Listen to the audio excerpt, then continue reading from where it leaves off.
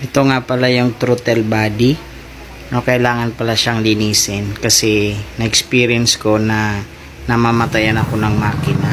Kailangan pala malinis to.